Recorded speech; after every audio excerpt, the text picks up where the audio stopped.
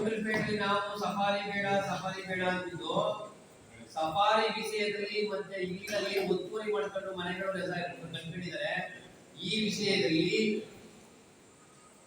ಎಲ್ಲರೂ ಒಂದೇ ಇವರು ದಳ ಬಿಜೆಪಿ ಕಾಂಗ್ರೆಸ್ ಎಲ್ಲರೂ ಒಂದೇ. ಸಫಾರಿ ಬಂದ್ ಮಾಡಬೇಕಷ್ಟೇ ಆರ್ ಅಶೋಕ್ ಅವರು ಹೇಳ್ತಾರೆ ಯಾಕೆ ಬಂದ್ ಮಾಡಿದ್ರೆ ನೀವು ಅಂತ ಕೇಳ್ತಾರೆ ನೋಡಿ ಹೇಗಿದೆ. ಹಾಗಾಗಿ ಸಫಾರಿ ಇರೋದು ಯಾರಿಗೆ ಗೊತ್ತಾ ಅಶೋಕ್ ಅವರೇ, ಮಕ್ಕಳಿಗೆ ಪ್ರವಾಸೋದ್ಯಮ ಇರೋದು ಮಕ್ಕಳಿಗೆ, ಡಾಕ್ಟರ್ಗಳಿಗೆ, ವಿದ್ಯಾರ್ಥಿಗಳಿಗೆ ಇಂಥವ್ರಿಗೆ ಸಫಾರಿ ಇರೋದು. ನೀವು ಎಲ್ಲಿಂದ ಬಂದು ಮೋಜು ಮಸ್ತಿ ಮಾಡೋರಿಗೆಲ್ಲ ಸಫಾರಿ ಇರೋದು. ಒಳಗಡೆ ಬಾರ್ ಇಟ್ಕೊಂಡು ಕುಡಿದು ಕುಕ್ಕುಳ್ಸಕ್ಕೆ ಫೈರಿಂಗ್ ಮಾಡೋಕ್ಕೆಲ್ಲ ಇರೋದು.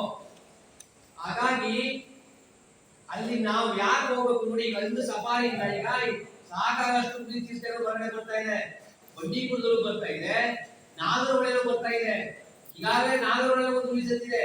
ಆ ಉಳಿಸತ್ತ ಕಾರಣ ಏನು? ನಾವು ಮೊನ್ನೆ ಗುಂಡಾ ಜಲಾಶಯ ಒಂದು ಉಳಿಸುತ್ತಿದೆ. ಇವೆಲ್ಲವನ್ನು ನಾವು ಡಿಒಪ ಮೇಲೆ ಕೇಸ್ ಹಾಕಬೇಕು ಅಂತ ಇದೀವಿ. ಇವೆಲ್ಲವೂ ನನ್ನ ಪ್ರಾಣಿ, ನನ್ನ ಜಾನುವಾರು ಸತ್ರೆ ಅದಕ್ಕೆ ಕಾರಣ ಅಲ್ಲಿನ ಸಿಎಫ್ ಗಳು, ಡಿಎಫ್ ಗಳು ಜೊತೆಗೆ ಬೇರಂಬಾಡಿ 2 ಹುಲಿ ಬಂದಿದೆ. ನಾವು ಹೋಗಲ್ಲ ನಿಜ, ನಾ ಎಲ್ಲೂ ಹೋಗಲ್ಲ ಮನೆಯಿಂದ ಆಚೆಗೆ. ನನ್ನ ಜೀವನ ಏನು?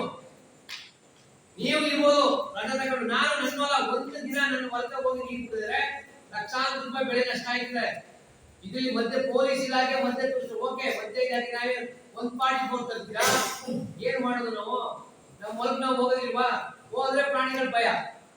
ಹಾಗಾಗಿ ಯಾಕೆ ಸಫಾರಿ ನೀವೇನಾರು ಮಾಡಿ, ಸಫಾರಿ ನಾನು ಬಿಟ್ಟರೆ ನೀವೇನಾರು ಮಾಡಿ, ನಮ್ಮ ಹೊಲಕ್ಕೆ ಪ್ರಾಣಿಗಳು ಬರ.